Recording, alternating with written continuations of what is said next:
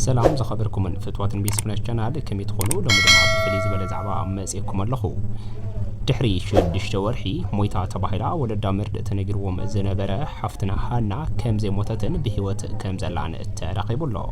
عسات شدشت ورحي عبي نيرا نزبل تاريخ هانان زي يمناوي وطاتق منيو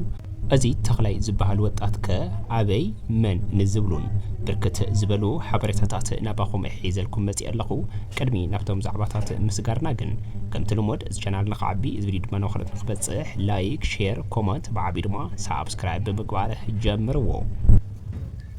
نبيتسبع ميتا تباهيلا ترديوم زنبرت حفتنا حنا عمونغو موتن هيوتن زي تقرقرت تسفا كمز تسمع تفليتلو ميتا تبيلا مرير نبعتن زي تبخيلا لو مجن نا هيوت برهان ترأي والو إذا حفتنا كاب جدا تبقيس بيمانك تأتكلا عبتي مرير دوب حدود دخيمة مسترفت مكايدا ميتايلوم نردأم نسدرأم بسدرابيت أرديوم تخونو لو مجن حد شورة تسميع له بهيوت الله أبيد دلالي تتحيزا كم زلان زبل دهيد ما بزتفراليو محبراتات النواز ايوم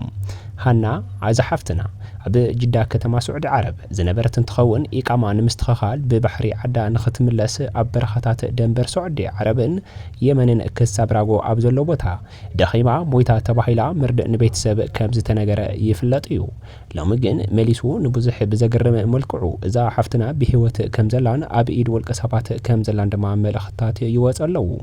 بفلاي اتهم زحزوا سبات تغار ايوم زبل ملختي تدغاغامي يوصالو نمخوانغون حد حقي كواغعكم اتي حقي انت ايو نزبل ازي امسلي تري ولخوم يمناوي وطات منيو نزبل كالاليكم ازي وطات ازي حصار فيديوون سريحو ملقاو تفليطلو اتا فيديو دما بعرب تترجما يهو كمزي تبل كم زخونت تفليطلو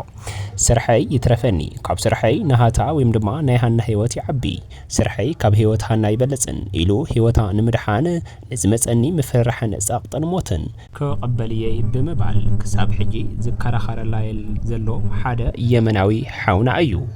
ازي كمزيلو كزاربتلو جن مغنياتون اتوم عاقيتوم زلو تغارو انتخونو بفلاي دما ازي عمسلي تري وزلخم تخلاي يبحال ودو قرأيو ازي سبزي كساب حجي حيزوا مهلاو دما زتفلتا ترغاغص حقيو ازي ماناون كمزي يبل أنا كاباخي كاب هيوتكي أيبل سنن سرحي هيوتكي انت الحينيو نهاتي تصبقيو إلو فيديو سوريحو ملقاون تفليت الله نقرقن زوم سابات زيوم يفرارحو مهلاون كعطلو مخانم دما بترقاقامي أب محبراوي قصو الناس حفي زركب زلو اتا فيديو دما كمزي تبل بعربنيا ولا كوانتا خونت نقرقن بتقرنيا قديمة خمتس نوكركم كتسمعوا دما يلابوكم عندي الرسالة لكل يمنيين انشروا هالفيديو هذه توصل لكل العالم بالذات اليمنيين اللي عايش في الراقو او في الحدود في الفرشة او في المفتاح او في الدائر او في اللحقو هذه اختنا في واحد في مشكلة كثير نبغاها نخرجها من المشكلة هذه اختنا هذه اسمها حنان ماشية طريق مثل اي انسان قبل شهرين و10 يوم على فيفا على فرشة قالوا هي ماتت ولكن غير صحيح هي ما ماتت هي يقولوا موجودة في الحوش الحوش ذا ما عرفناها بالضبط اخواننا في كل مكان اليمنيين بالذات تعيشوا اللي قلت لكم مكان اعمل لكم صورة اذا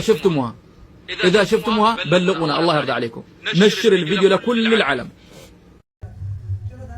كم زي تسمعوا صنعكم تمثل نيرا يكون دامبر عقاتهانا تخلاي كم زبحالن ودو قرو مخانن دما تفليت ايو ازي سبزي قدم حجون بركت زبالا سابات احواتنا الناس ساقيه كم زنبره تفليتلو قدم كبلون كلته حوات مالتون خلته تغارو كاب سعودي مالت كاب دنبر راغو كساب سعود اتينا ابسرح زاتوا زغبرلن محلا حاليوت عابي نيرو ነገር ግን ድሕሪ እቲ ዝገበረለን ዓቢ ሓይለት ብድሕሪኡ ዝመጸ ድማ ሕማቕ ነገር ነይሩ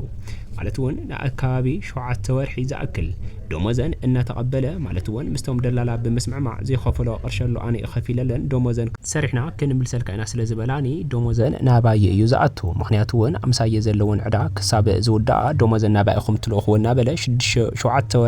ወርሒ ዝኣክል ናብ ኣካውንቱ ቅርሺና ኣተወ ከም ዝነበረን እዘን ሕዋትና ድማ ብምሕር ተስፋ ምቁራፅን ኣብ ካሊእ ጭንቀት ኣትየን ምንባረን ወን ካሊእ ዝበፅሐና ሓበሬታ እዩ የመናውያን እዚ እንትሰርሑ ተጋሩ ድማ እዚ ኮይኑሎ ስራሕና ብዝበለፀ ግን እቲ ሓበሬታታት ሓቂ ድዩ ሓስወት ንዝብል ከምዚ ክብል እውን ኣብ ማሕበራዊ ሚድያ እናተቐባበልዎ ዝወዓሉ ሰባት ኣለው ከምዚ ዝብል ምሕፅንታታት ከምዚ ዝብል ቪድዮታት እውን ኣሎ ናብቲ ሓፀርቲ ቪድዮታት ከስግረኩም እየ ሰብ ከይሃልክ ባኻትኩም ስለ ፈጣሪኹም ስለ ወላድኹም እዛ ሓፍትና ለቐቑዋ ካብድ ወለደት ገና ሓደ ዓመት እያ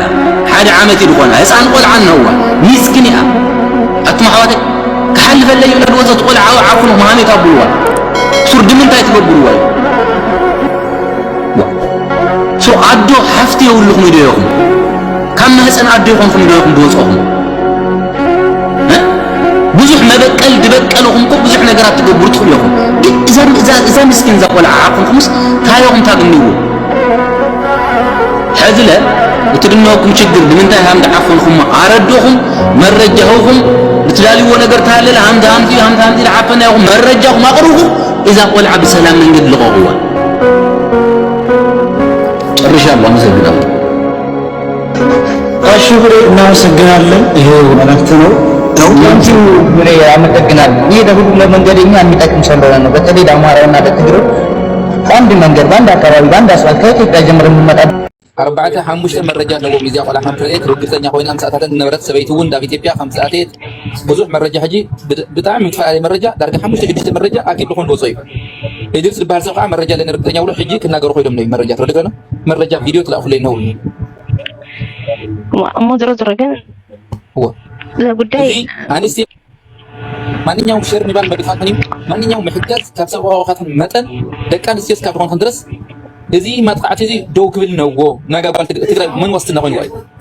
እንዴ ደቂ ድኻታ ገብርና አሕና ሃይማኖት ብህር ዜር ዝበሃል ነገር ምንም አይመለከተንም እኛ ሰውንን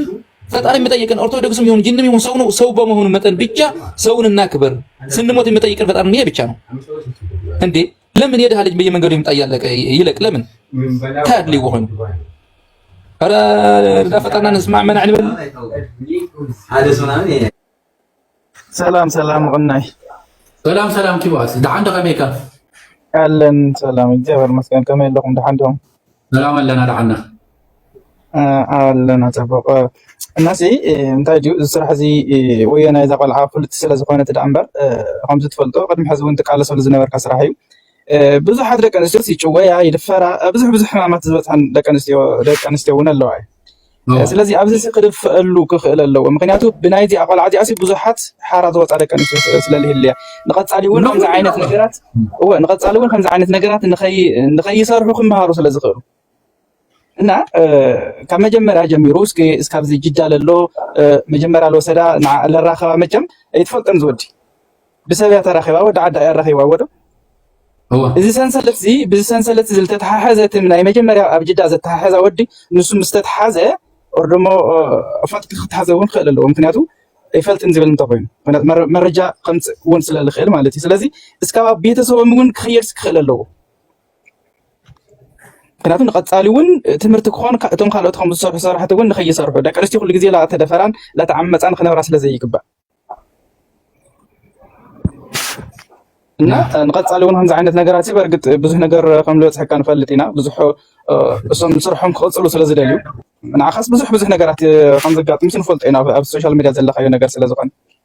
ስለዚ ንሕና ከም ተጋሩ መጠን እዚ ሓቂ እዚ ክቀላዕስ ክኽእል ኣለዎ ምክንያቱ ድሕሪ ፅባሕ እዚ ሓንቲ ሓፍትና ሒዞም ክዕምፅወን ካሊእ ከምዚ ዓይነት ስራሕቲ ክሰርሑ ይኽእሉ እዮም ስለዚ ንሕና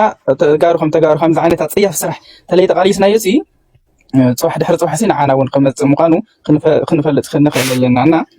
ትንሽ በአማርኛ ምላወራ ያው አማርኛ ትግርኛ የማይሰሙ ሊኖሩ ስለሚችሉ ማለት ነው እና ይህንን ነገር በነገራችን ላይ መጀመሪያ የላካትን ልጅ ነው መያዝ ያለበት እስከ ቤተሰብም ድረስ መጀመሪያ የላካትን ልጅ ከጅዳ ነው የተነሳችው ኦርዶ መከሪያት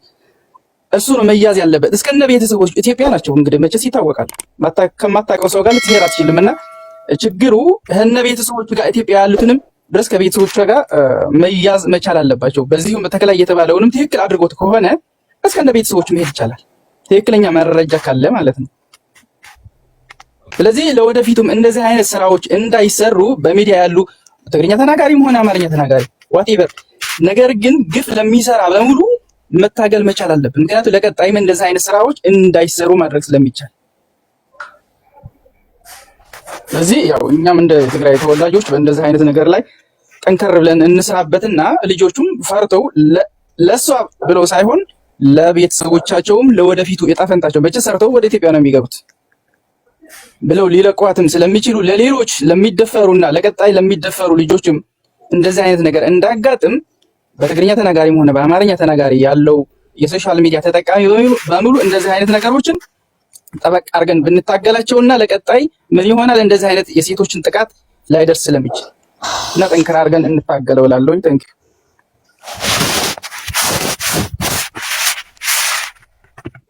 እዚህ አንድ ሰውዬ ኮሜንት የምትጽፈው ወንድም እንደ ሰው መጠን ማን ነው? ገነት ናት ምን ያለሽ አንድ በተደጋጋሚ ኮሜንት እየጻፍሽ ነው የማይሆን ነገር እህቴ። እነሱ እንደዚህ አይደለም የፈለግነው። አሁን እኛ ባጭሩ ንገርሽ፣ ሰው ነሽ። እንደ ሰው መጠን ጅንም ሆኔ አማራም ሆኔ ትግሬም ምን ሆኔ አይመለከተንም። ሰው ከሆንሽ የሰብአዊ ስሜት የሰው ልጅ ስሜት የሚሰማሽ ከሆነ በፈጠረሽ አምላክ መታቂው ነገር ተናገሪ። ካልሆነ የተክላይ ቤተሰብ እናቃቸዋለን እያሉ እነዚህ አምሐሩን ምንም ቆይም እንትን ዘይብሎም ምንም ቁም ነገር የላቸውም። ይሄ አያስኬድም። ፈጣሪ ይጠብቅሽ። ከቻልሽ አዳምጪ፣ ካልቻልሽ ወጥተሽ ተቀመጪ። ሰው ነሽ። ነገ ጧት አንቺም ይደርስሻል። የትም ሁን የትም። ወንድም አህመድ እሷ እኮ የእሳቸው ቤተሰብ ናት። ለምን ምን ይላሉ ነበሩ በፊት ጊዜ እኔ ታንገ ይሄ ድንበር ላይ ያሉ ይሄ ሽፍታ ይላል ማን ያመጣል ይላሉ ነበሩ። ከዛ እኔ ደግሞ በእስር ቤት ሲከራከሙ ሲያዩ እንትን ሆኑ ማለት ነው። ባርከስ ክቡራትን ፍትዋትን ተኸታተልትና ንሎሚ ዝሓዝናልኩም ዛዕባታት ዘም ክሰምዑም ፀናሕኩም መስል ነይሮም ክሳብ መወዳእታ ሓቢርኩና ብምፅናሕኩም እንዳመስገንኩ ቅድሚ ምውፃኹም ግን ከምቲ ልሙድ እዚ ቻናል ንኸዓቢ ዝብሊ ድማ ናኻትና ክበፅሕ ላይክ ሼር ኮመንት ብዓቢ ድማ ሳብስክራይብ ከይገበርኩም ይትወፅኹም